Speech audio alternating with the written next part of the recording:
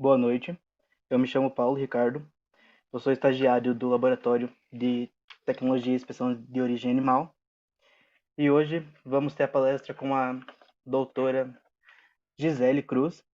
Ela tem graduação em Tecnologia de Alimentos, pós-graduação em Gestão de Qualidade e Higiene e Tecnologia de Carnes e Derivados, mestrado em Ciência e Tecnologia de Alimentos, doutorado em Zootecnia.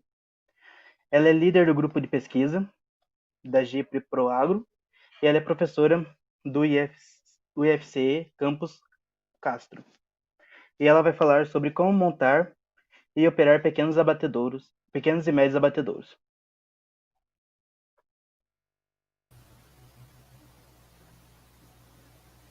Boa noite. Vocês estão me ouvindo, pessoal? Tá tudo ok? Paulo? Dá para ouvir sim, hein? Tudo ok, né? Boa noite, pessoal.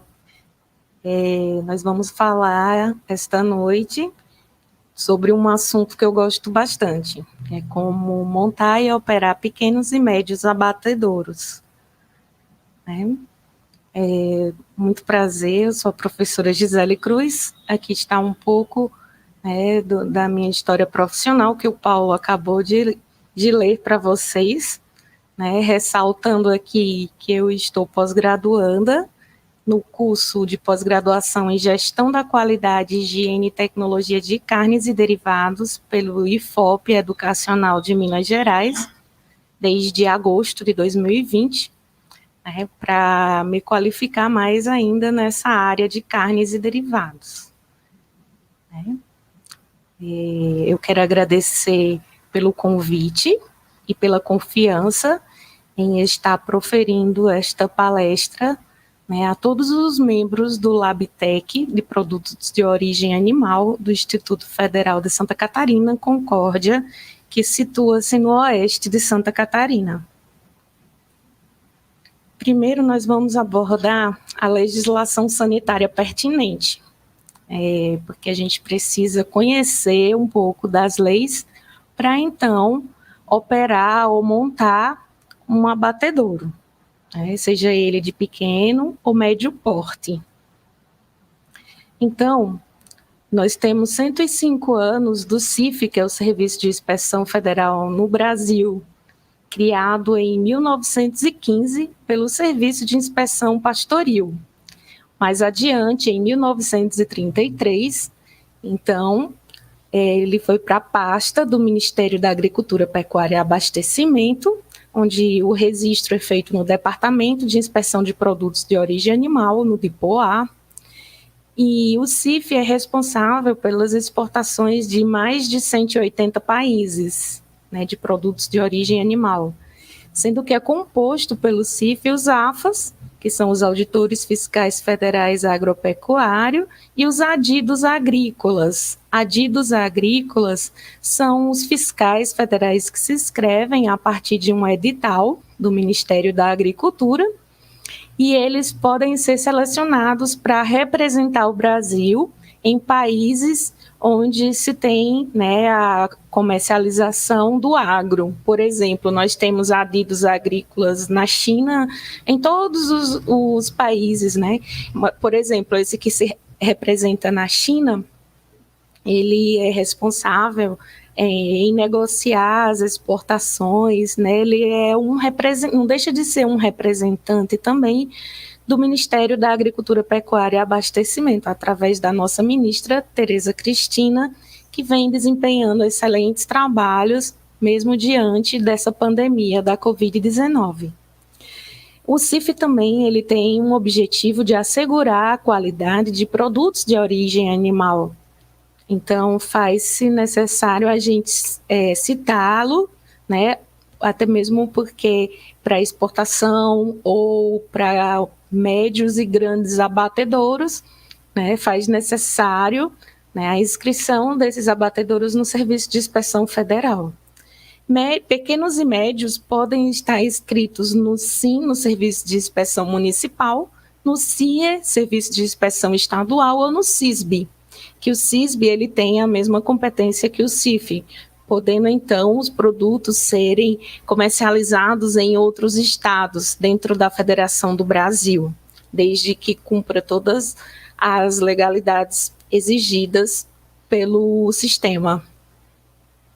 Aqui nós temos uma pequena amostragem do carimbo, né, e de inspeção, e o seu uso aqui em produtos de origem animal, no caso aqui para carnes, pode ser diretamente nas peças ou nas embalagens, como vocês estão vendo.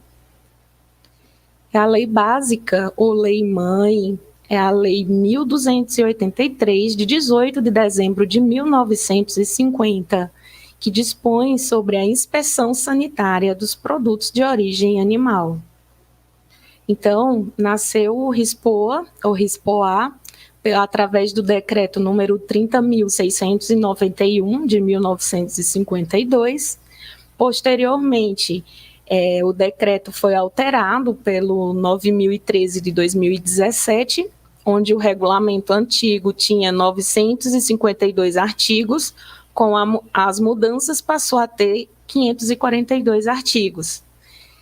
E no mês de maio do mesmo ano, de 2017, ele foi alterado pelo decreto 9.069. Agora, em 2020, o RISPOA sofreu, então, duas alterações. A primeira no dia 7 de julho de 2020, através do decreto 10.491, com a inspeção anti- e pós-morte de animais sendo bastante intensificada, o que possibilitou ao Ministério da Agricultura possivelmente convocar mais 140 médicos veterinários aprovados no concurso de 2018. Eles estão em negociação e eu acredito que vai dar tudo certo, né? Até mesmo porque o Brasil tem exportado bastante, né, com essa pandemia da Covid-19, para países como, por exemplo, a China, que é um gigante asiático que tem sede por carne, né? Então, precisamos intensificar as inspeções anti- e pós-morte, né, desses animais. E também a última alteração do RISPOA foi agora, recentemente, no dia 18 de agosto, quase um mês atrás, de 2020, através do decreto 10.468. Esse decreto, ele alterou 123 artigos, com 32 artigos adicionados, 16 artigos revogados, e entre as alterações estão a classificação de estabelecimentos, critérios de julgamento das diferentes espécies destinada ao abate, a reinspeção de produtos de origem animal importados e outras. O RISPOA, através do decreto 9.013 de 2017, nos artigos 85 ao 101, ele nos traz informações acerca da inspeção anti-morte. Nos artigos 125 ao 172, inspeção pós-morte. Os artigos 102 ao 104, operações de abate normal. E o artigo 105 ao 111, abate de emergência. E o capítulo 3, que traz sobre normas de bovinos. Então, os artigos 85 a 101, eles nos falam sobre inspeção anti-morte. O artigo 88, sobre que o estabelecimento é obrigado a adotar medidas para evitar maus tratos aos animais e aplicar ações que visem a proteção e ao bem-estar animal, desde o embarque na origem até o momento de abate. Os artigos 173 ao 182 da inspeção pós-morte de aves e lagomorfos, que são coelhos. Os artigos 105 a 111, abate de emergência. O artigo 103 é proibido o abate de animais que não tenham permanecido em descanso, jejum e dieta hídrica, respeitadas as particularidades de cada espécie e as situações emergenciais que comprometem o bem-estar animal.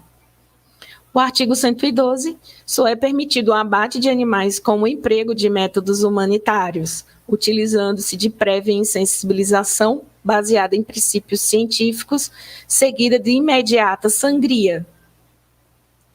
A portaria 210 de 1998 do Ministério da Agricultura, Pecuária e Abastecimento, ela nos fala sobre o regulamento técnico de inspeção tecnológica higiênico-sanitária de carne de aves, sendo alterado por alguns dispositivos, né, aqui na portaria 74 do ano passado, de 2019. Então, ela altera alguns dispositivos dessa portaria 210 de 1998.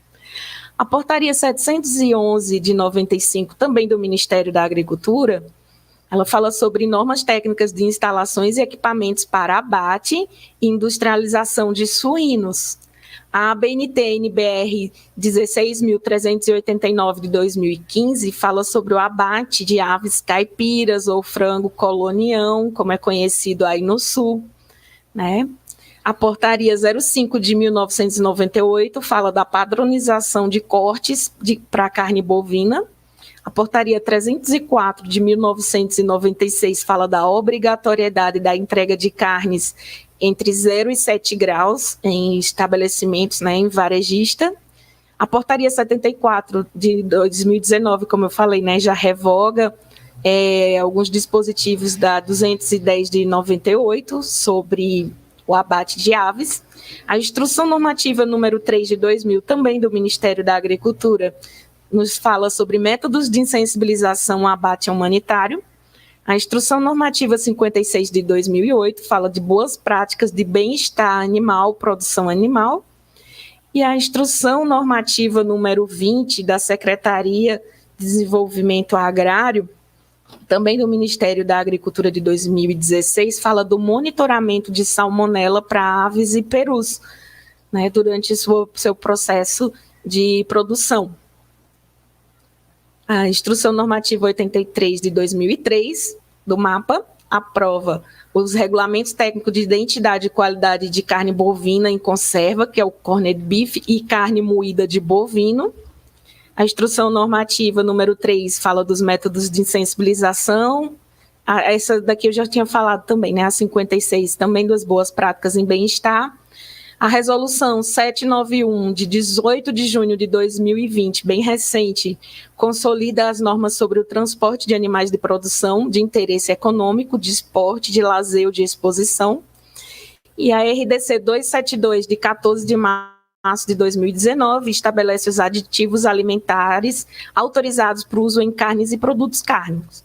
E a Instrução Normativa 17, de 29 de maio de 2018, regulamento técnico sobre a identidade e requisitos de qualidade que deve atender o produto cárneo temperado.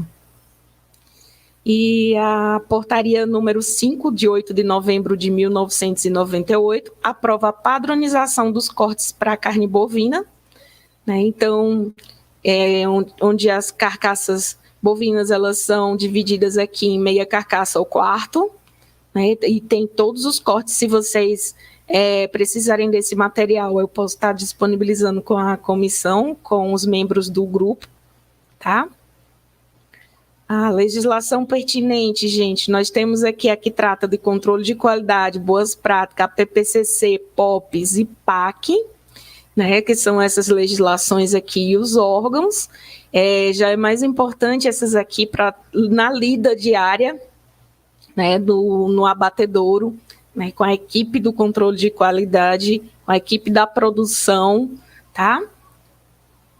E aí a gente monta, então, aqui, através dessa pirâmide, né, a implantação das boas práticas de fabricação dos POPs, seguido do PAC e do APPCC. Mas para médios e grandes abatedouros, para pequenos abatedouros, as boas práticas de fabricação, o POP até o PAC, né, já é o suficiente. O APPCC deixaria aqui para médios e grandes abatedouros, tá? Mas que pode ser implantado em qualquer um deles. A RDC 331 de 2019, ela dispõe sobre os padrões microbiológicos de alimentos e sua aplicação, onde os alimentos não podem conter micro-organismos patogênicos, suas toxinas ou metabólitos, em quantidades que causem dano para a saúde humana. Lembrando que essa RDC ela vai estar em validade a partir de 26 de dezembro de 2020. Tá? Então, ela é normatizada através da Anvisa, da Agência Nacional de Vigilância Sanitária. Ela foi publicada em dezembro do ano passado, 2019, tendo um ano para os estabelecimentos se adaptarem a ela. E junto com essa RDC 331, então a gente fala também da Instrução Normativa número 60, que ela faz parte dessa RDC, onde ela estabelece as listas de padrões microbiológicos para alimentos. Então, a gente chega aqui na cereja do bolo, né, falar sobre o abatedouro e abatedouro frigorífico, e tem uma diferença entre um e outro, né? E a gente vai ver aqui qual é esta diferença. Então, qual a diferença entre abatedouro e abatedouro frigorífico? Pois bem, o abatedouro é um estabelecimento dotado de instalações adequadas para a matança de qualquer espécie de açougue, visando o fornecimento de carnes em natureza ao comércio interno, com ou sem dependências para a industrialização. Já o abatedouro frigorífico é o estabelecimento destinado ao abate dos animais produtores de carnes, à recepção, manipulação, à rotulagem, à armazenagem e à expedição dos produtos oriundos do abate. É um estabelecimento dotado de instalações de frio industrial, podendo realizar o recebimento, a manipulação, a industrialização, o acondicionamento, a rotulagem, a armazenagem e a expedição dos produtos comestíveis e não comestíveis. Então, aqui a gente vê do lado esquerdo aqui o primeiro frigorífico da América Latina, que foi o frigorífico Ângulo de Barretos. Eles se instalaram na Primeira Guerra Mundial, né, na época da Primeira Guerra, estando em operação na década de 30. Né, como vocês veem, né, Ângulo vem de ingleses. Então, aqui a gente tem um frigorífico. E do lado direito, a gente tem um abatedouro. E abatedouro frigorífico, né? E aqui a gente tem também um abatedouro frigorífico industrial. Né? Quando usa o termo frigorífico, é que ele é dotado de refrigeração. Quando se usa apenas o termo abatedouro, ele não possui refrigeração. Tá? E abate as carcaças ainda quentes são expedidas para o comércio varejista, não passa pela cadeia de frio.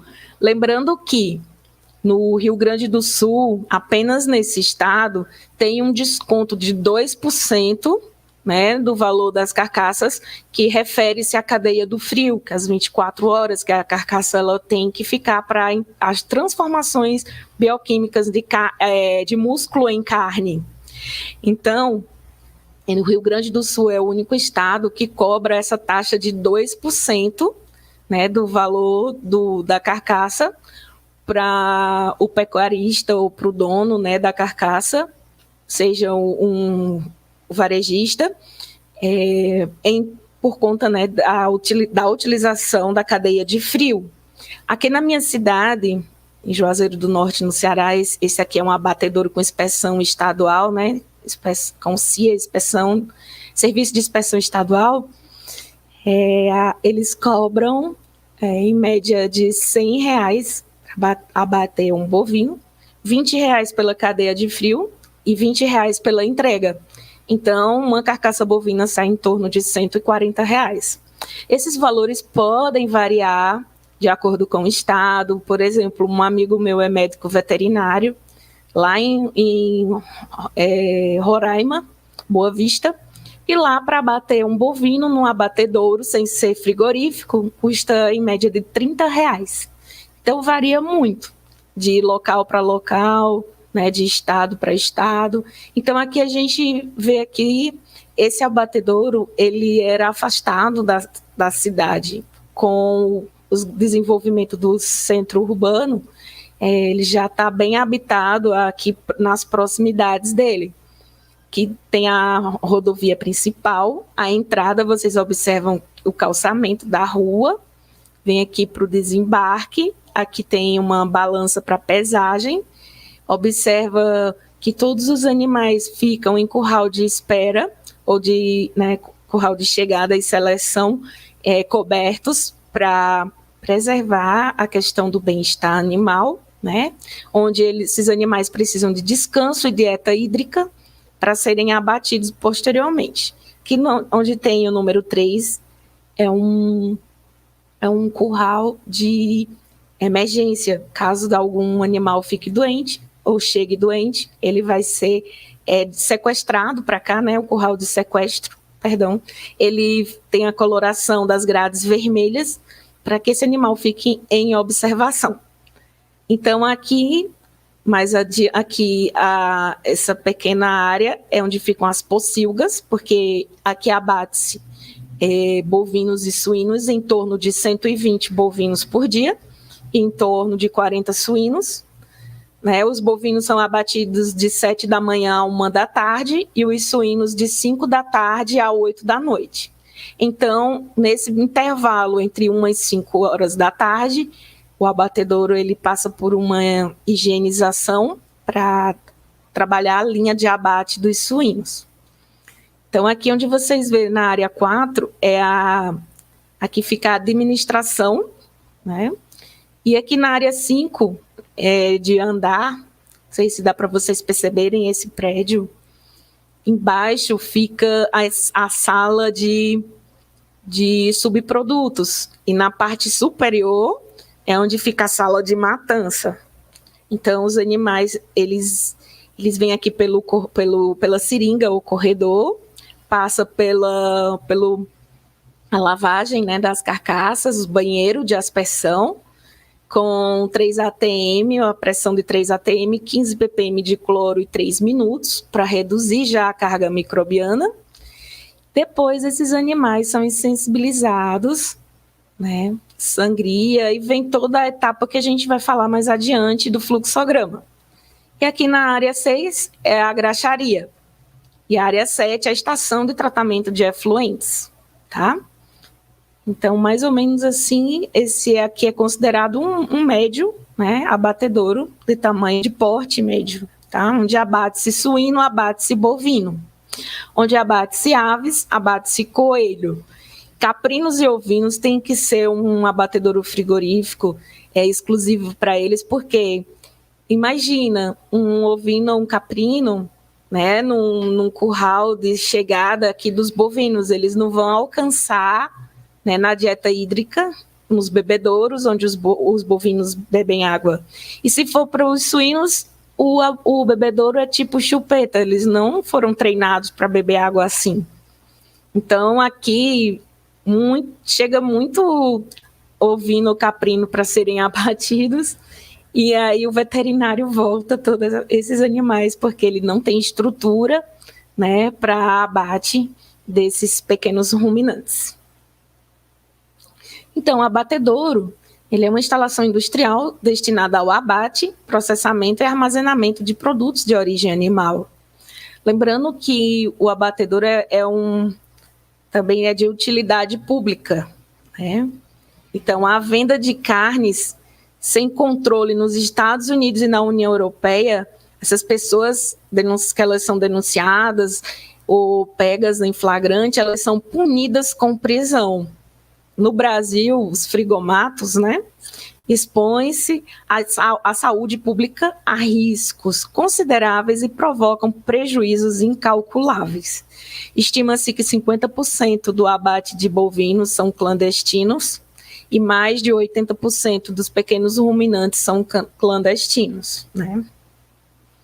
Então, o que ocorre essa clandestinidade de abate, né? Quais são os impactos negativos?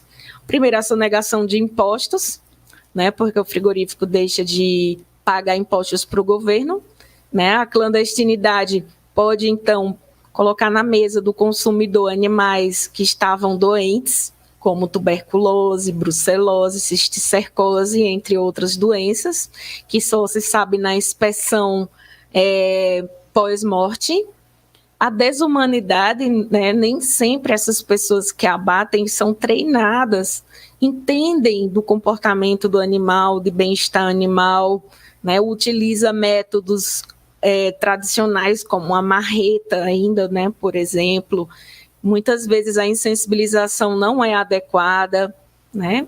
E também quem opera na clandestinidade coopera, né, para que o meio ambiente não seja respeitado, digamos assim. Né? Não trabalha com a estação de tratamento de seus efluentes e das águas, né? Porque a água ela tem que entrar na estação de tratamento de água ser tratada, né, com cloro, tem que ser dosada na quantidade adequada. E também tem a questão dos efluentes, que é obedecer todo o CONAMA, que é o Conselho Nacional do Meio Ambiente, né, para as águas servidas. Então, como é que operacionaliza um abatedouro? Então, ele tem a sala de abate, sala de desossa, industrializado, salsicharia, isso para um médio abatedouro. Ou grande, né? Para um pequeno, não. Processamento de produtos comestíveis e processamento de produtos não comestíveis, que no caso aqui são as graxarias, tá? Então, no abatedouro também tem a área suja e a área limpa, né? Então, vamos ver o que é essa área suja e o que é a área limpa. A área suja, ela vem desde a recepção até a esfola, seja para qualquer animal de açougue. Então, recepção, curral ou pocilga de chegada, seleção e matança, box de atordoamento, área de vômito, sangria e esfola. A área limpa, a área suja é também chamada de área quente. E a área limpa também é chamada de área fria. Né? Então, nós temos desde a evisceração, né, a partir da evisceração, perdão, separação das meias carcaças, produção de miúdos, né, os miúdos, no caso aqui, são as vísceras comestíveis, a refrigeração e congelamento e outros processos. Então, nós temos aqui a área quente ou área suja e a área limpa ou a área fria, né? E a gente tem que fazer lembrar que as pessoas que trabalham nessa área não podem cruzar com as pessoas que trabalham aqui, por conta da contaminação cruzada. Então, na hora das refeições, né, em refeitório, primeiro você põe aqui da área limpa, depois as pessoas da área suja, tá? Para que elas não tenham contato, não venham a contaminar, né, os espaços.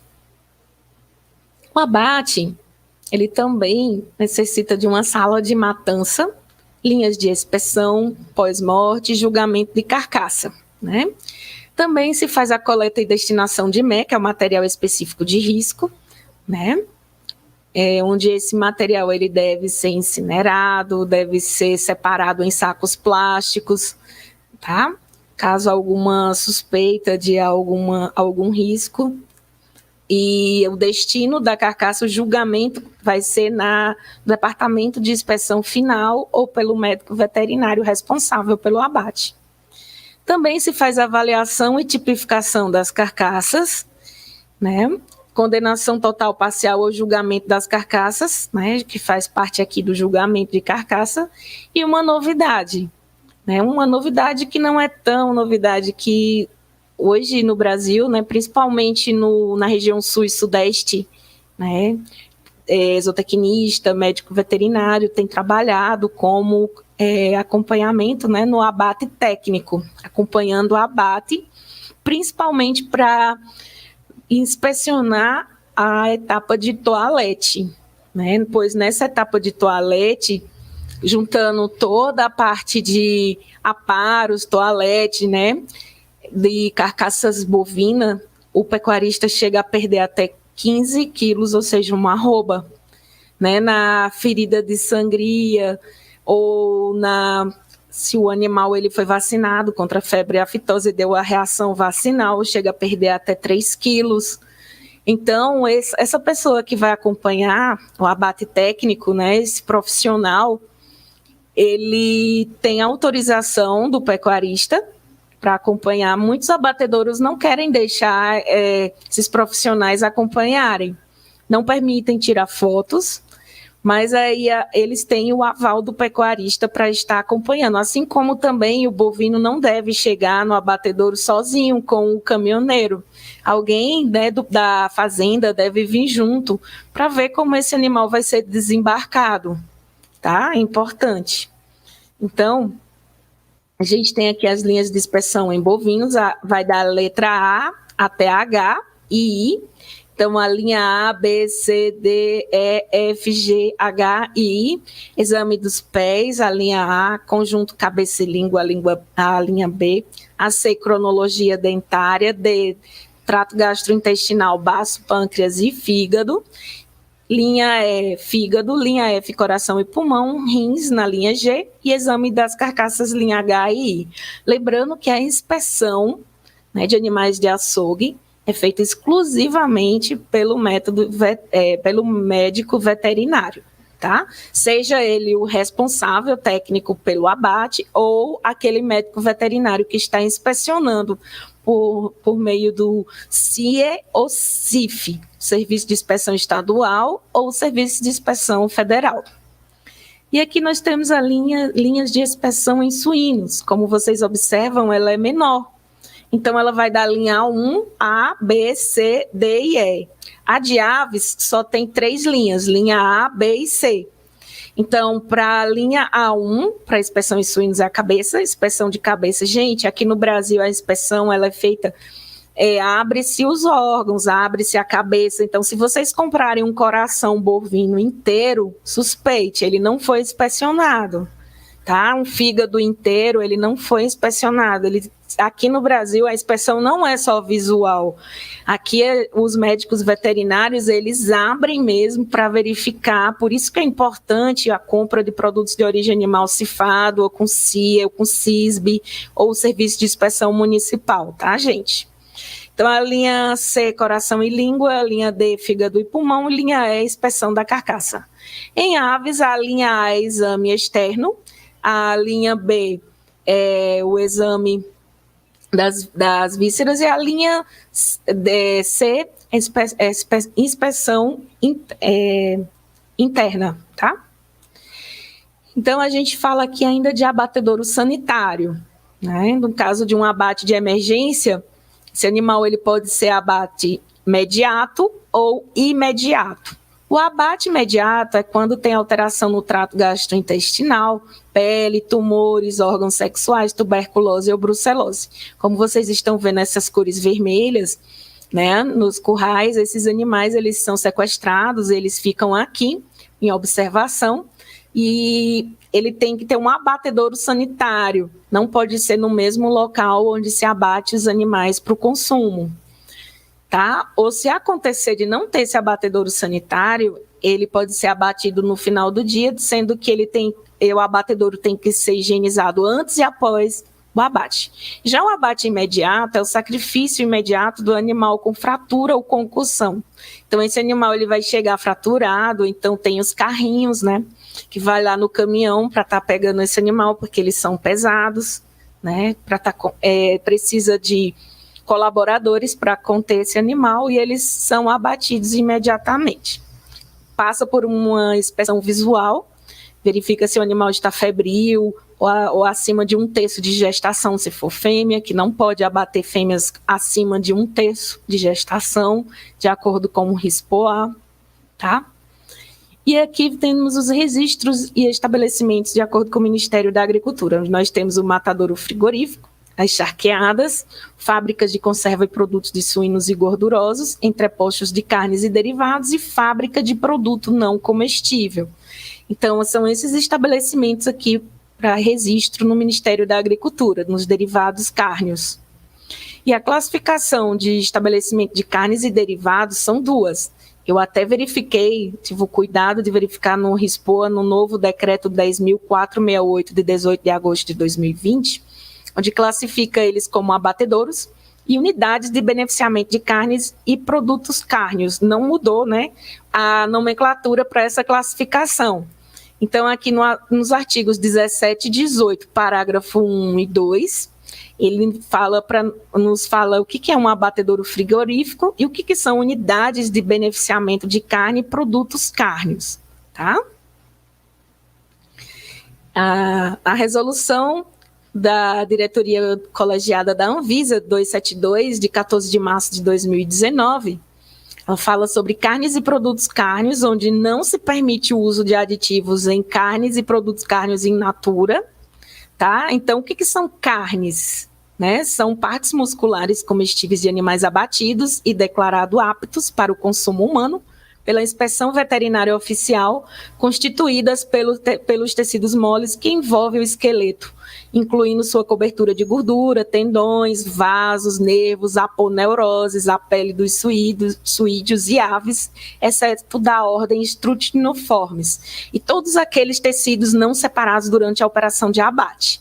Também é considerado carne o diafragma.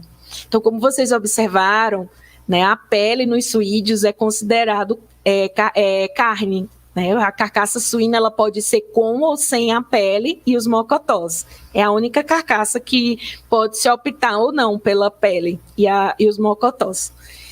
Já não são contempladas por esta definição as carnes mecanicamente separadas, que são aquelas carnes feitas uns blocos de mais ou menos 15 centímetros de altura. Esses blocos de carne, elas são separadas de ossos e elas devem ser congeladas e elas não podem ser processadas dentro do abatedouro frigorífico. Tem que ser comercializada para outros lugares onde se vai, então, beneficiar ou processar, né, essa carne para a produção de embutidos, e embutidos é até 20% dessa carne mecanicamente separada nas formulações. Para salsicha, mortadela, então tem uma porcentagem, né, que pode ser utilizada, mas ela não é considerada, né, como carne, não é contemplada, né, como carne, de acordo com a RDC 272, de 14 de março de 2019. Carne in natura são carnes que não receberam nenhum tratamento de conservação diferente da aplicação do frio, carne resfriada e congelada, que mantém suas características naturais e que não receberam adição de ingredientes. Já os produtos carnes processados, de acordo com a mesma RDC, os industrializados são produtos preparados à base de carne ou subprodutos carnes comestíveis, adicionados ou não de outros ingredientes autorizados. Subprodutos carnes comestível é qualquer parte do animal do abate declarada apta para o consumo humano pela inspeção veterinária oficial que não se enquadra na definição de carne. Nos subprodutos carnes frescos não é autorizado o uso de aditivos. Então, a operacionalização do abatedouro, né, primeiro ele vai precisar de animais para o abate. Então, esses animais devem ser comprados junto a fornecedores idôneos. Você tem que saber a origem, né, verificar o pecuarista, a idoneidade dele. É importante que o controle de qualidade envie alguém para visitar pelo menos duas vezes por ano os fornecedores. Verificar se esse pecuarista está com o licenciamento dos órgãos de inspeção em dia, se a carga está chegando com nota fiscal e a GTA, que é o Guia de Trânsito Animal. E para caso de animais silvestres, criatórios e abatedouros devem estar licenciados pelo IBAMA, tá? Também é importante ver a proximidade do produtor, né, dos abatedouros frigoríficos, para minimizar custos com frete e também garantir o bem-estar animal durante o transporte. Né? Então, a gente sabe que, dependendo da localidade, esses animais viajam de 5 a 10, 15, 20 horas. Por exemplo, os suínos que são abatidos na minha cidade vêm de Santa Catarina, são 5 dias de estrada, né? E aí tem que parar de 2 a 3 horas, né, para verificar como os animais estão, tá? Tem a questão também de saúde pública, né? Porque o abatedouro é de utilidade pública. Você vai estar alimentando pessoas, então você precisa de garantir, atestar a qualidade, né, desse produto de origem animal, no caso a carne. Verificar a logística, né, porque a gente sabe que aqui no Brasil tem algumas estradas que não são tão boas, né, então isso pode causar um impacto também no bem-estar dos animais. E abate religioso, né, temos o mercado halal e o kosher, que está crescendo cada vez mais. Então, a carcaça é o animal abatido, formado das massas musculares e ossos, desprovidos de cabeça, mocotós, cauda, órgãos e vísceras torácicas e abdominais, tecnicamente preparados, constitui a carcaça. Carne é a porção muscular do animal abatido. Então, o que eu preciso saber antes de montar um abatedouro e operar, eu preciso entender quem que eu vou abastecer, qual o mercado que vai atingir. Então, tem aqui para redes de supermercado, exige uma carcaça diferente para churrascaria ou cortes churrasqueados, que exige mais gordura, costelas, né, carne com ossos para fazer, então, os cortes. E açougues, casa de carne, boutique de carne, geralmente são 5 cortes, né, para essas casas de carne. E hospitais, lembrando que hospitais tem que ser uma carne magra. Então, o abatedouro ele pode fornecer carne para diferentes mercados. E aí eu chamo a atenção aqui ao fim do monitoramento dos programas de autocontrole em papel impresso, né, abatedouros do CIF, do MAPA, eles têm um tablet e, através da tecnologia da informação, é alimentado diariamente e essas informações vão diretamente para o Ministério da Agricultura em tempo real, né? A implantação. Primeiro, precisa de um memorial descritivo com informes econômicos sanitários, através das informações do Departamento de Inspeção de Produtos de Origem Animal, DIPOA, do MAPA. A planta do estabelecimento, a planta baixa de cada pavimento, ver as escalas, né? Custos de implantação, calcular a mão de obra, custos do terreno, verificar o tipo de solo, né? Para fazer a terraplanagem, rede elétrica, a estação de tratamento de água de efluentes, verificar que o órgão que fiscaliza é o CONAMA, é o Conselho Nacional do Meio Ambiente, né?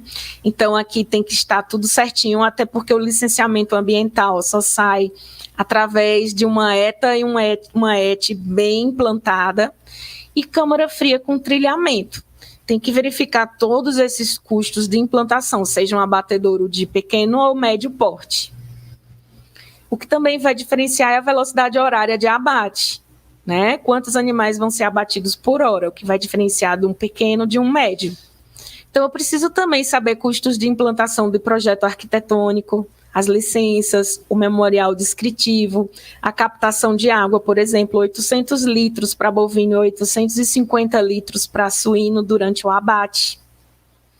E eu convido vocês para uma live amanhã no Instagram da Biquality, análises de projetos e plantas, né, abatedouros e laticínios, com Gilmar Sarotti Júnior, da Mameli Serviços Agropecuários, e da doutora Lara Macedo Bonfim, médica veterinária e consultora frigorífica. Vai ser dia 15/9 às 19 horas, aqui no Instagram da Biquality. Então, complementa, né, justamente o que a gente está falando na nossa palestra de hoje. Então, outros custos também, gente, que deve ser colocado na ponta do lápis, custo com embalagens, qualidade da água, instalações e equipamentos, licenciamento ambiental, alvará sanitário, anotação técnica do o responsável técnico no CRMV, a higiene e sanitização, né, curral de matança, operação de abate propriamente dita, rótulos, o registro no DIPOA, exame dos croquis dos rótulos, verificar as cores, né? Então, no Ministério da Agricultura, eles pedem todos os croquis, porque cada produto é uma linha, né? Não pode modificar o rótulo aprovado e verificar a inspeção federal no DIPOA. É indispensável em qualquer abatedouro, conveniência de localização, sistema de abastecimento de água potável, rede de esgoto com tratamento de água residual AET, trilagem aérea, seção de mildo, até mesmo porque aqui na trilagem aérea, para bovinos tem que ser uma altura de 7 metros, né? Então tem que obedecer todas essas normas, né? A triparia e bucharia separada das demais seções, depósito de tecidos condenados, serviço de inspeção, né? Lembrando que os PACs não se faz mais por papel, mas sim com tablets, né? Alimentando o sistema para o Serviço de Inspeção Federal. Indispensáveis apenas aos médios e grandes abatedouros. Pocilga ou curral de chegada, áreas para lavagem e desinfecção de veículos, que é um pedilúvio, né, lavar bem, e tem até registro para a lavagem desses veículos, a gente vai ver posteriormente. Balança para animais, para verificar o peso, né, lembrando que o animal tem a quebra durante o transporte, né, quebra é perda, né, eles podem perder até 5% do peso, dependendo da distância, do estresse, né. Banho de aspersão dos animais, área para esquarteamento das carcaças, área para retenção das carcaças na sala de matança, câmara frigorífica, departamento de necrópsia, matadouro de emergência, seção de processamento de subprodutos, que é a graxaria, seção de mocotós, local exclusivo para receber e pesar toucinho, instalações necessárias também, né, para qualquer abatedouro, pocilga, curral, sala de matança, anexo de matança e seção independente, como mocotó, toucinho, cabeça, bucharia, triparia, miúdo, graxaria, câmara frigorífica, estação de tratamento de resíduo, que é o sangue, equipamentos, instalações de suporte ao funcionamento, água, energia, vapor e frio. E a barreira sanitária deverá dispor de lavador de botas, pia com acionamento não manual, secador para as mãos do papel toalha, sabão líquido, sanitizante, lixeira com acionamento não manual da tampa, cortina de ar, quando houver acesso direto ao meio externo, e iluminação adequada para cada seção. A operação de abate. As operações sequenciais são, o abate ele começa desde o planejamento do embarque, né? Na suspensão da dieta dos animais, né? A organização da equipe, tempo de jejum na granja ou na propriedade, retirada dos animais das baias, condução dos animais até o transporte, descanso no frigorífico. Lembrando que o descanso para aves é de 1 a 2 horas e para bovinos e suínos eles podem permanecer, devem permanecer por 24 horas para recuperar, né, do estresse do transporte, sendo que esse tempo de descanso ele está sendo revisto, né? Aqui no Brasil estão fazendo apenas de 6 a 8 horas para bovinos e suínos, e nos Estados Unidos esses animais são abatidos assim que eles chegam no frigorífico, eles não passam mais pelo descanso, tá? Mas isso tem um certo impacto, né? A carne podendo ser DFD ou PSE, são os defeitos da carne.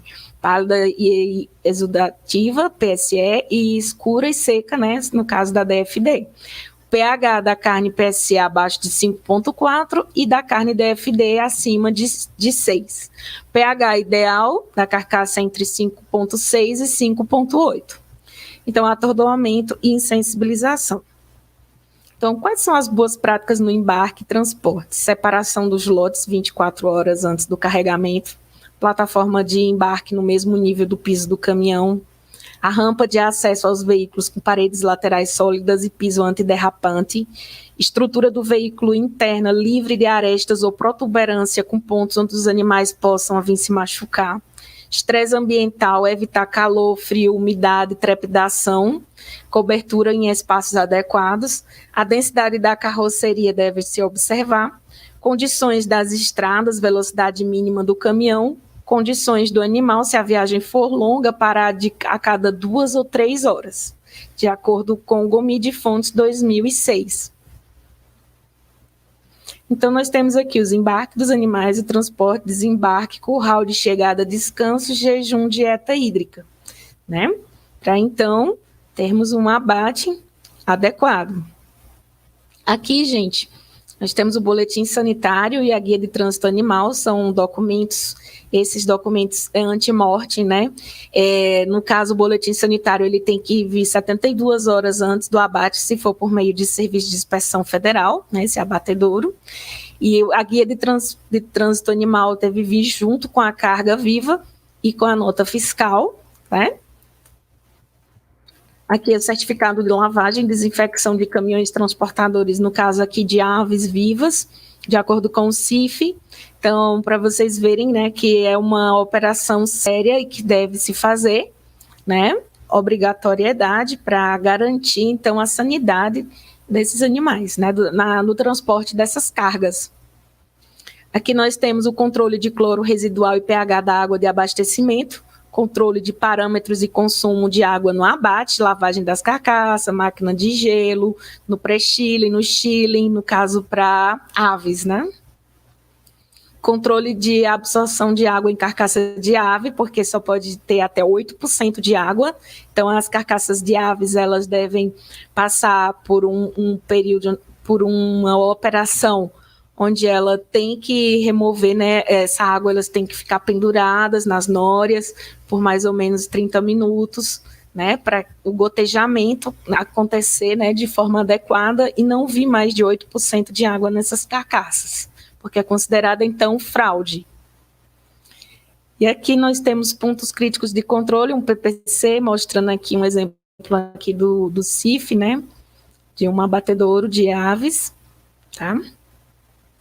Aqui, o preenchamento prévio da ficha de controle do curral, com informações básicas sobre o lote na chegada, como espécie, número do lote, GTA, número de animais, a procedência, data e hora de chegada, assinatura do inspetor veterinário, né, controle, ficha de controle do curral, né, do CIF. Então, é importante ter toda essa informação, tá, dos animais que vão ser abatidos. Então, nós temos aqui o manejo pré-abate, a operação de abate propriamente dita. Então, sempre que vocês forem se referir a abate, é a operação de abate. E a inspeção pós-morte. No manejo pré-abate, esse manejo começa na granja, no transporte e no frigorífico, como a gente já viu, né? Na granja e transporte, tá? E a gente vai ver nos frigoríficos. Na inspeção antimorte, tem a avaliação documental, curral de recepção dos animais, o abate de emergência imediato ou imediato, que a gente já viu anteriormente, necrópsia e o registro de inspeção da antimorte.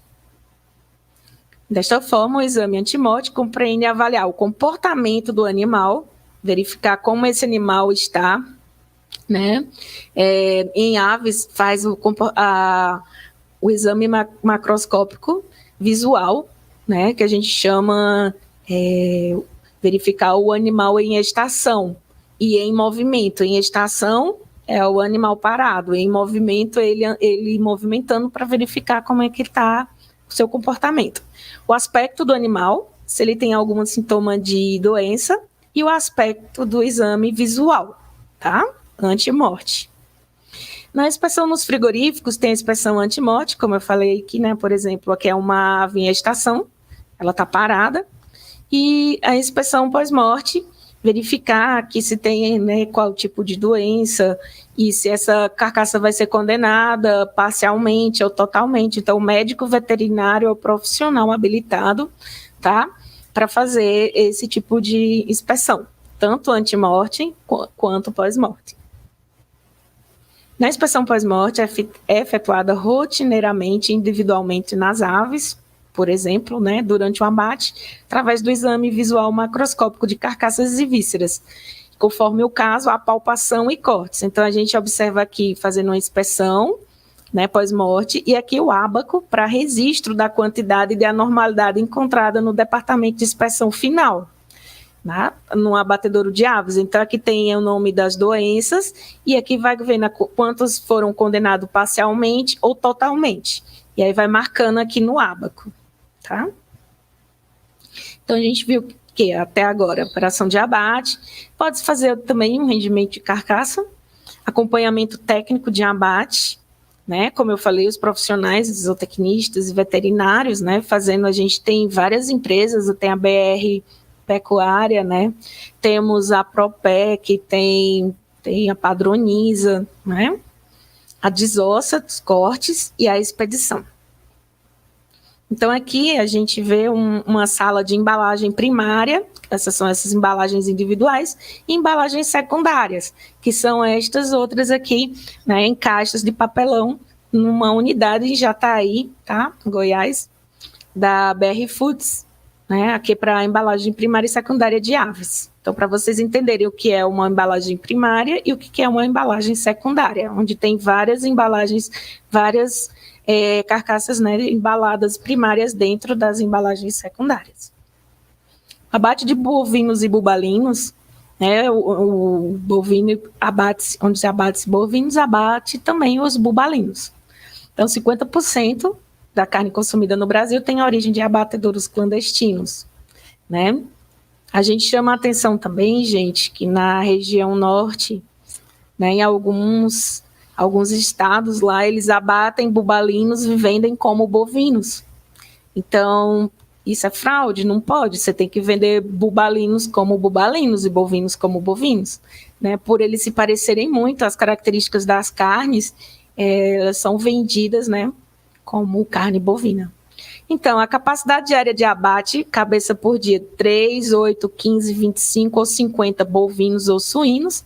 Aqui a gente tem os equipamentos, ó, esses que eu destaquei de preto são que diferencia suíno dos bovinos. Então, aqui a gente tem toda a lista, né, do que se precisa. Eu não vou ler para não ficar cansativo. Fluxograma de operação de abate bovino e as linhas de inspeção, então atordoamento, sangria, esfola, oclusão do esôfago. E aqui tem as linhas A1, A, né, como a gente já havia falado antes.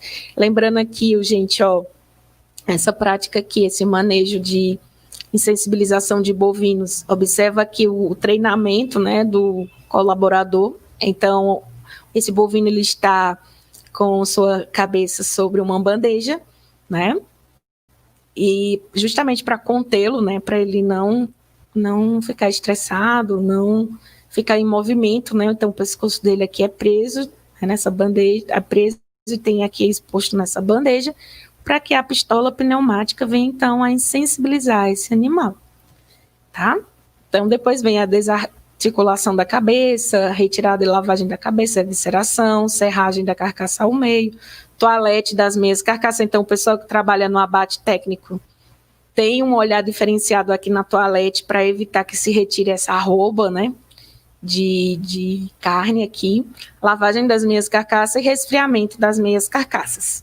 Então, esse fluxograma ele está bem completo, né, para que vocês possam estudar posteriormente. Então, abatedouro de bovinos e suínos com a capacidade de abate de 100 bovinos e 100 suínos por dia, ele deve ter uma área de construção de 489,96 metros quadrados, a área da casa do vigia de 43,26 metros quadrados, a área da casa de salga e couros 500 metros quadrados e a área de currais 500 metros quadrados, a área de pocilga é menor, 300 metros quadrados e a área de brete 50 metros quadrados.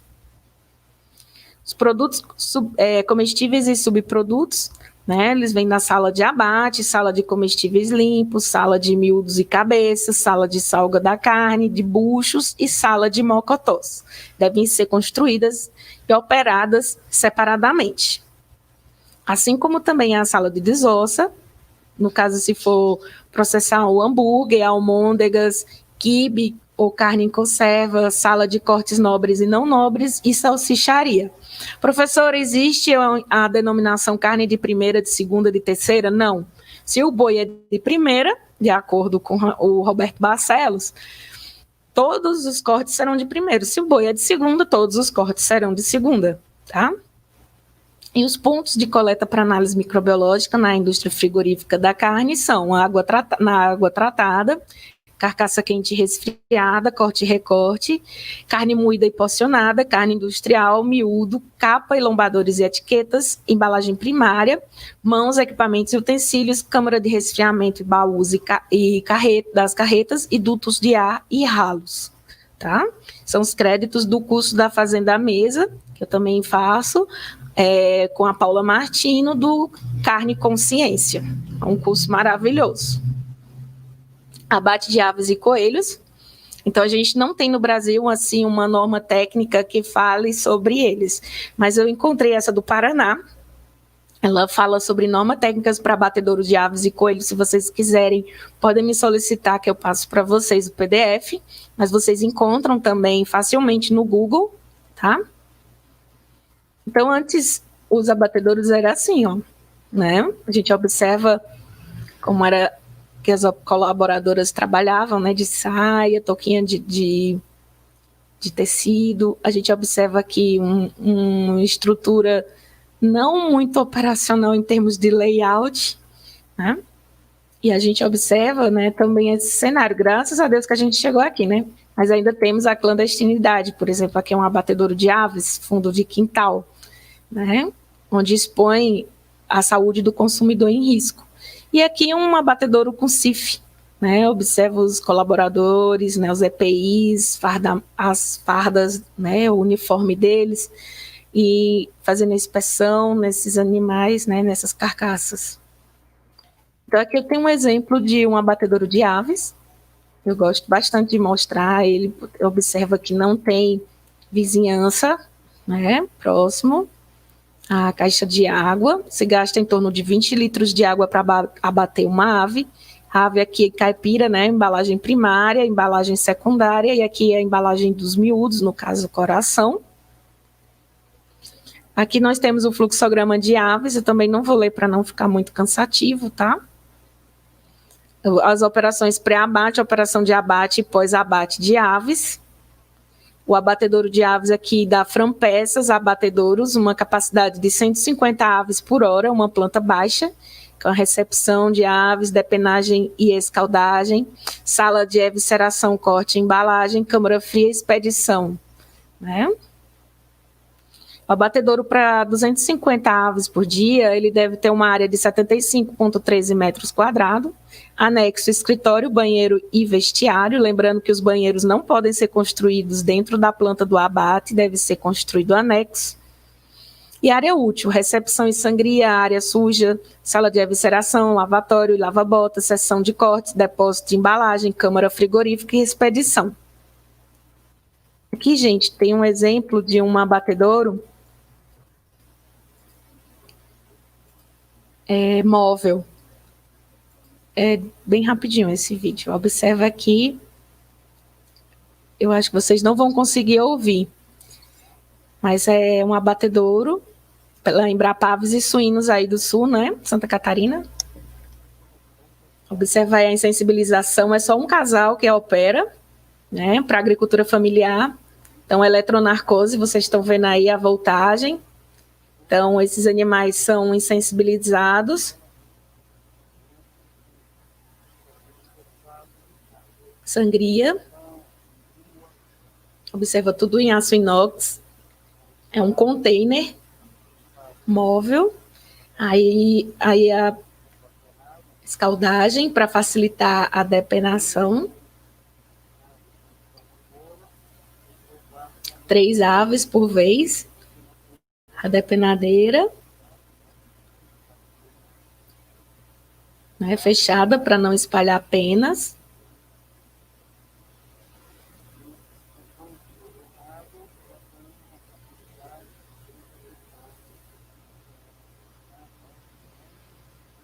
Uma grande vantagem desse tipo de abatedouro móvel é que você pode levá-lo na comunidade da agricultura familiar, né? Pode estar numa localidade hoje, amanhã em outro lugar, né? Facilitando, então, a operação de abate. Só 2 pessoas trabalham aí, né? Um na área suja e outro na área limpa. Né? A esposa dele, ó, na área limpa, da evisceração em diante.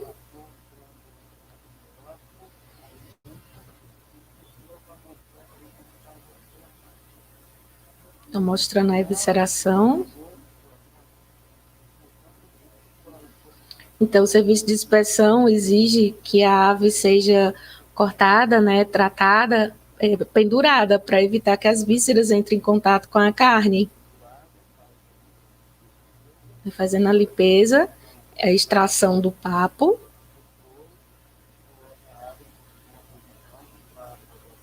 Agora põe numa posição para abertura no abdômen para a exposição das vísceras, para que o fiscal possa inspecionar.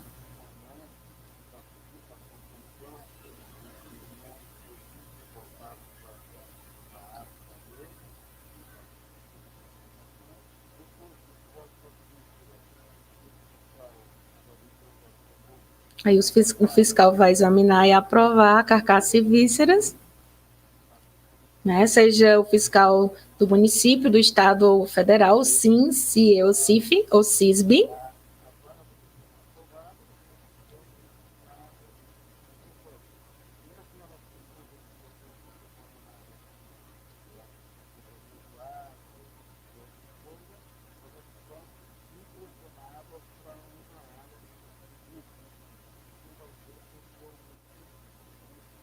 Então, essas aves elas devem ser resfriadas para a transformação bioquímica do músculo em carne.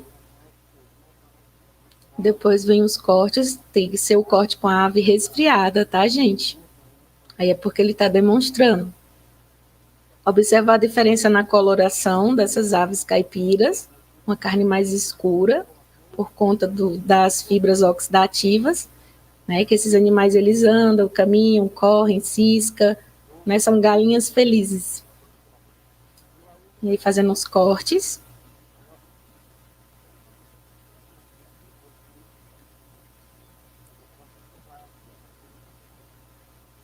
E aí a esposa dele põe nos saquinhos para embalar e para ir para comercialização. Um abatedouro desse custa em torno de R$180 mil.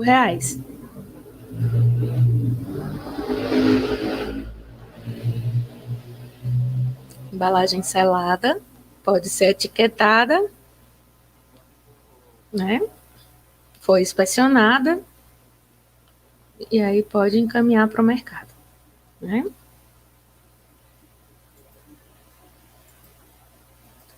Então, abate de suínos, né? Aqui é um resumo, se vocês quiserem baixar esse livro, né? Um handbook de inspeção de carnes, está aqui o link.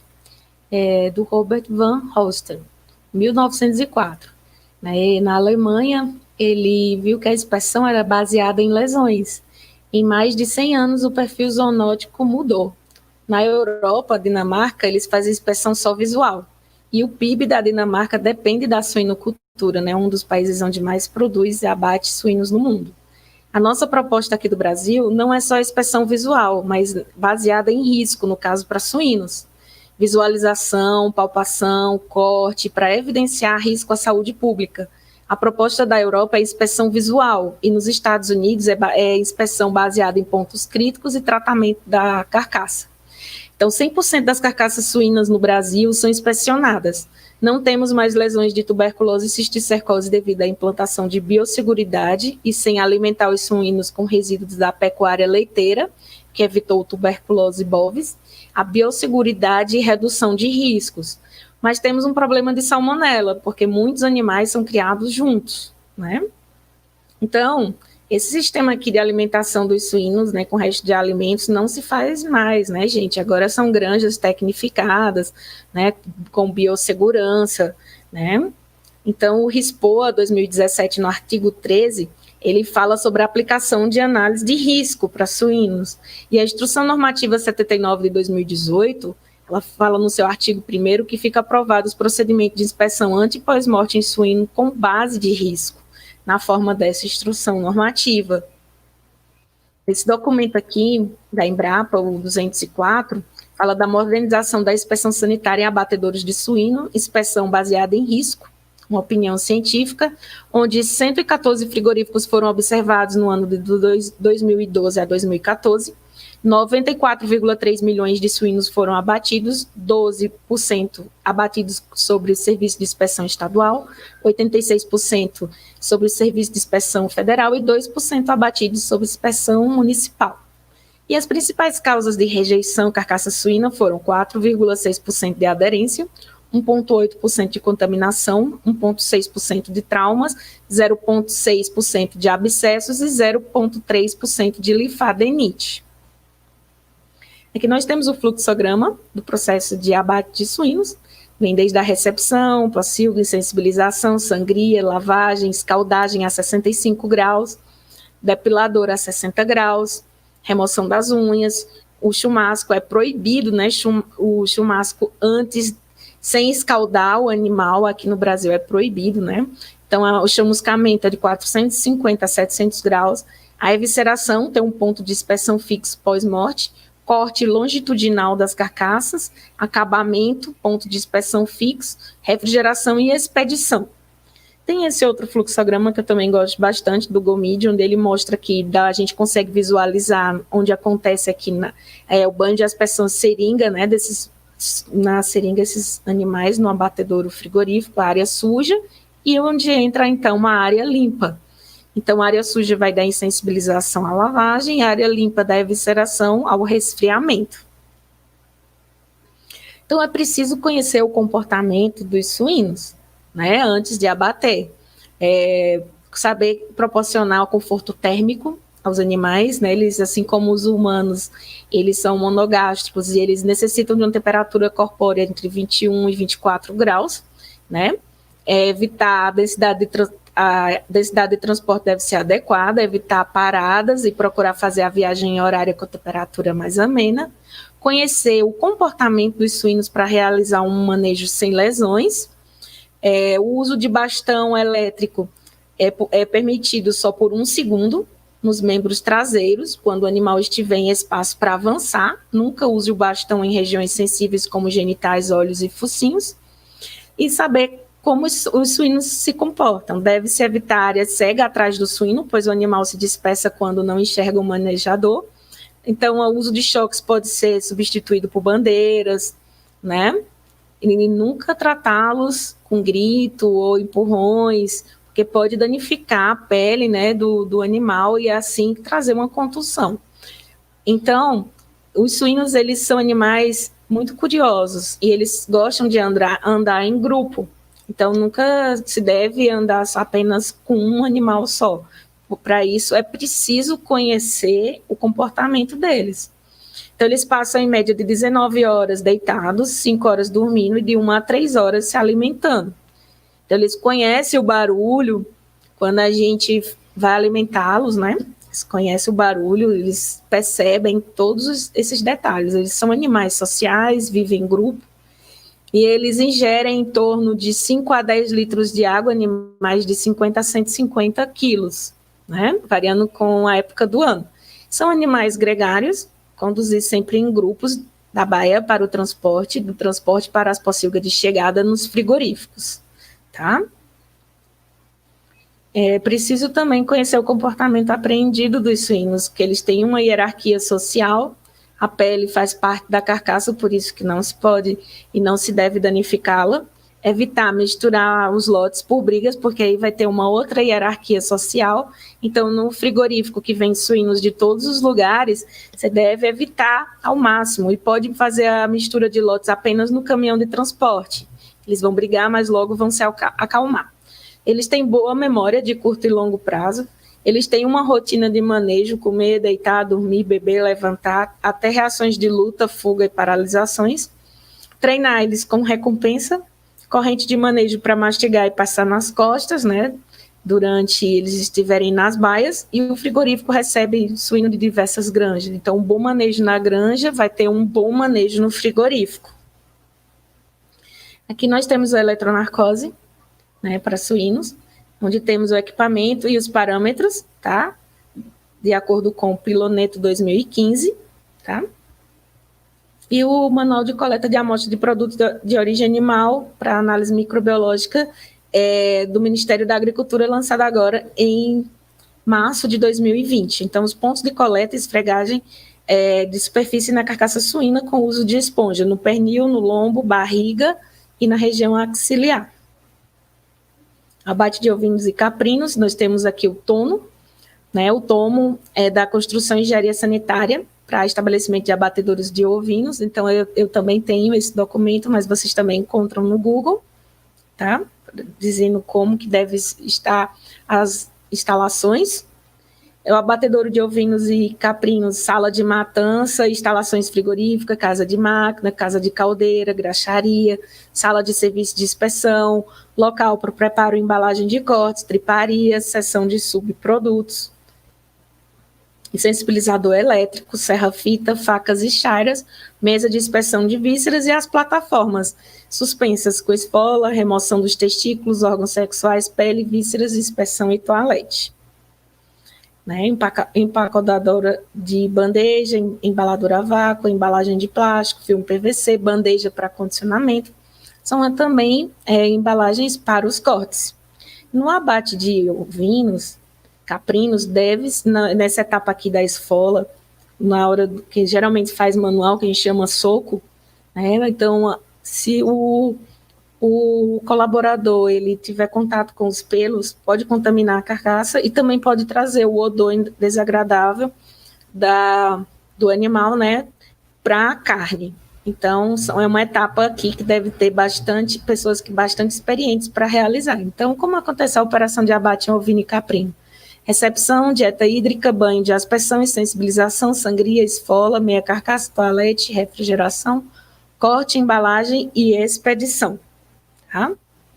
Comercialização, para a gente então finalizar.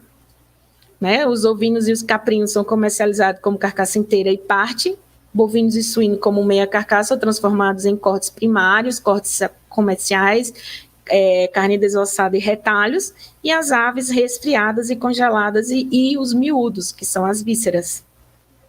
Atualmente, nós temos 3.299 estabelecimentos processadores de carnes e derivados sobre o CIF, 445 comercializam proteína animal, e nas linhas de inspeção do frigorífico trabalham em torno de 1.945 pessoas no CIF. Então, aqui nós temos a localização dos frigoríficos de bovino com serviço de inspeção federal ativos em 2019. Observa aqui na região norte, aqui, né, tem bem menos, onde está mais concentrado aqui na região centro-oeste, sudeste, na região sul.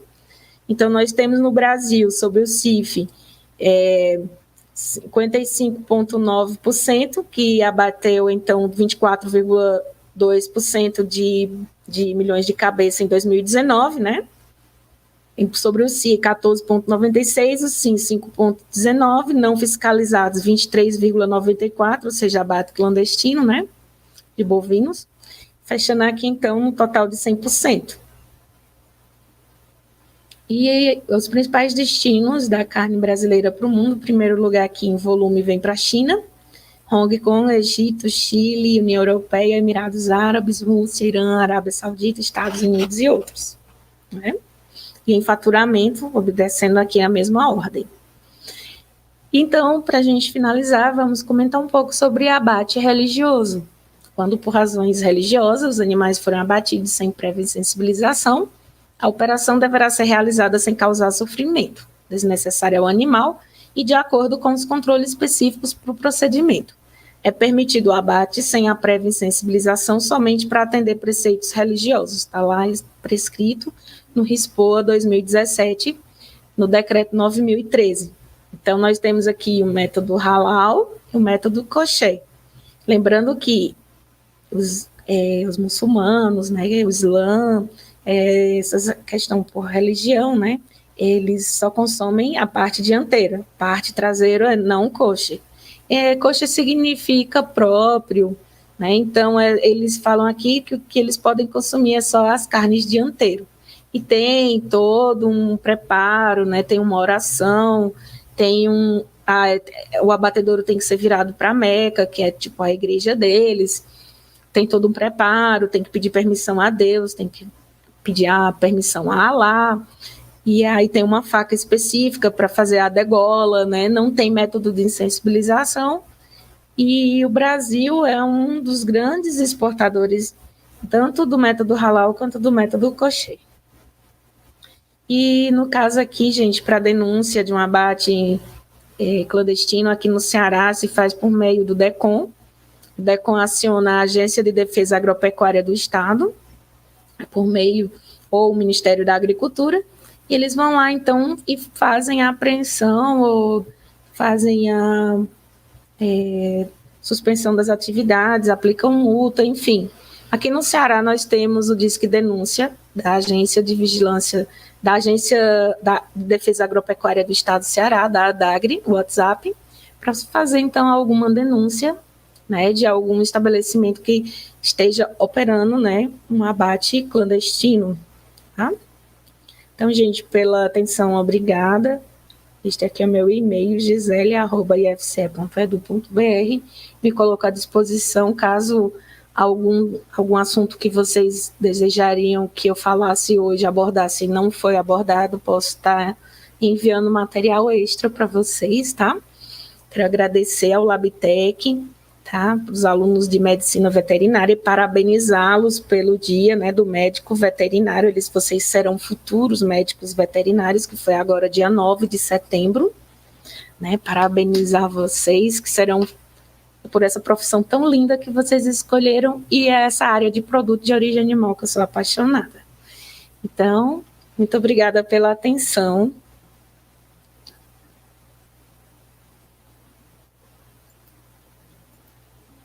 muito obrigada, Prof. Gisele. Foi muito, muito, muito boa a tua palestra. Espero que tenha sido proveitosa para todo mundo também. E sobre os certificados, a gente vai estar encaminhando para vocês, tá? E agora a gente vai deixar um pouquinho para as dúvidas. Então, podem ir mandando aí nos comentários, que a gente vai repassar para ela. E o primeiro comentário foi do Daniel Ferreira, que ele comentou: boa noite, como se dá o post-mortem nos abatedouros, já que logo após o abate a carne quente sai para a expedição? A carne tem que o quê? Após o abate, a carne quente sai para a expedição. Isso. Nos abatedouros, né, a carcaça ela sai quente, ela não sai embalada, né? Só que essa prática ela está deixando de existir, graças a Deus, cada vez mais. Aqui no Nordeste a gente tem o que a gente chama de frigomato. 50% do abate, vocês viram esse último dado aí, né? 28%, né, dos abates não tem registro. Isso que eles sabem, né? Fora o que eles não sabem. Então, nos abatedouros, as carcaças elas saem ainda sangrando, pingando, o colaborador pendura aqui no ombro, né, para fazer a entrega.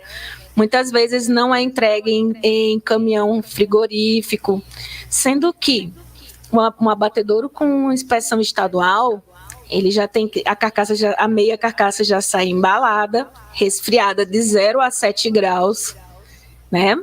E quando chega no varejo, seja num box de supermercado, seja, aliás, num box de mercado, num supermercado, as pessoas têm que permanecer, fazer os cortes e permanecer na cadeia do frio.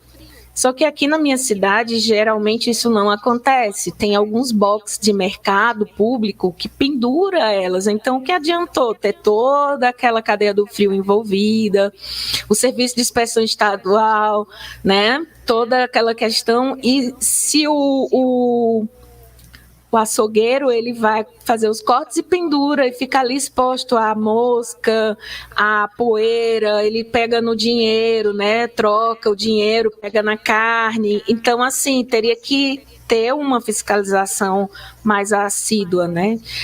Eles não são embalados em embalagem a vácuo. Por exemplo, Mato Grosso do Sul, as pessoas têm o costume de consumir carne embalada a vácuo, já é um costume deles, porque os maiores abatedores estão lá.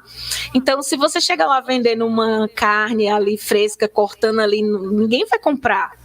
Já aqui no Nordeste é diferente. Se você chega comercializando embalada a vácuo, eles vão achar que está pagando mais por isso, que não é um hábito, não é um consumo. Eles têm pessoas aqui, gente, que só querem comprar a carcaça se eles pegarem e ela estiver quente. Se não estiver quente, eles dizem que não foi abatido no dia. Isso é um absurdo. A gente precisa mudar esse pensamento do consumidor. Né? Vocês que estão para se formar, vocês que já são formados, a gente tem um papel importante na sociedade de esclarecer, de levar esse conhecimento para a dona de casa, para o consumidor, para o mercado varejista, que a carne ela tem que passar na cadeia de frio, na refrigeração. Então, é um trabalho de formiguinha, mas se cada um de nós fizermos esse trabalho, a gente vai estar mudando a concepção das pessoas em relação a isso, né? Fora os benefícios, a gente vai ter uma carne mais macia, né? Uma carne gourmet, por exemplo, ela tem que passar na câmara de refrigeração por 48 horas, não 24, né? Para que haja um amaciamento melhor. Se leva mais 40% a mais de tempo para fazer os cortes, que os cortes de carne gourmet são mais específicos do que de uma commodity, por exemplo, né? Tem que ter um olhar diferente. Então, o que a gente também precisa de órgãos certificadores. A raça Angus, nós temos 32 certificadoras no Brasil. Da raça Nelore, a gente só tem uma. Então, a gente precisa dessas certificadoras para quê? Certificar a origem. O consumidor, ele quer saber de onde veio o boi, como ele foi criado. Isso a gente tem um QR Code numa embalagem, onde você consegue saber que fazenda ele foi criado, quem era a mãe, pai, com quantos quilos ele foi abatido. Principalmente o consumidor europeu, ele se preocupa muito com o bem-estar, ele quer saber a história daquele boi, por onde ele passou, daquele animal de açougue, né? Como é que foi a história da vida dele. Isso chama rastreabilidade. É um leque a mais para o veterinário, para o zootecnista trabalhar, né? Então, essa questão do abate, né, do abatedouro, só abatedouro sem a rede frigorífica, infelizmente eles vendem músculo e não carne, né? Porque é o animal recém-abatido, ali é músculo, não é carne, infelizmente. E a gente precisa explicar isso para as pessoas, né? Um momento como esse, onde várias pessoas estão nos assistindo aqui do Nordeste, aí do Sul, né, do Centro-Oeste, do Sudeste, enfim, a audiência onde puder chegar, que vocês consigam levar essa informação para sua família, para os conhecidos, para os seus futuros clientes e quebrar esse paradigma, né, onde você tem que comprar animal quente para provar que ele foi abatido ali no dia. Isso não existe, gente, né? Exatamente. Então, mais alguma dúvida, pessoal?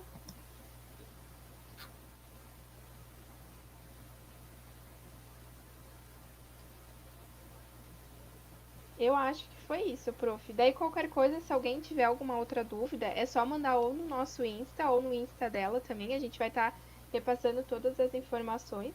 Qualquer coisa é só chamar a gente lá. E não esqueçam de enviar o e-mail para a gente poder enviar o certificado para vocês.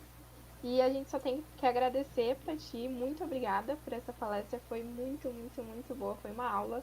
Obrigada. E é isso. Espero que nas próximas tu volte também. Foi muito bom. Sim, eu que agradeço a todos vocês do Laboratório de Inspeção de Produtos de Origem Animal e eu fico muito feliz por vocês estarem indo por esse segmento, porque o Brasil precisa de profissionais do agro, né, vindo da veterinária, né, com esse olhar sobre a inspeção, né, de carnes e seus derivados. Eu parabenizo a vocês pelo grupo de estudos, pelo laboratório e coloco-me sempre à disposição. Podem estar me escrevendo no meu Instagram profissional, @meet_quality, ou no e-mail gisele@ifce.edu.br, que será um prazer atender vocês. Pela atenção, muito obrigada. Muito, muito obrigada, pessoal. Muito obrigada, prof. E é isso, gente. Até a próxima. Lembrando que dia 15 a gente vai ter mais uma palestra. Então é só ir lá no Insta e se inscrever. Muito obrigada. Tchau.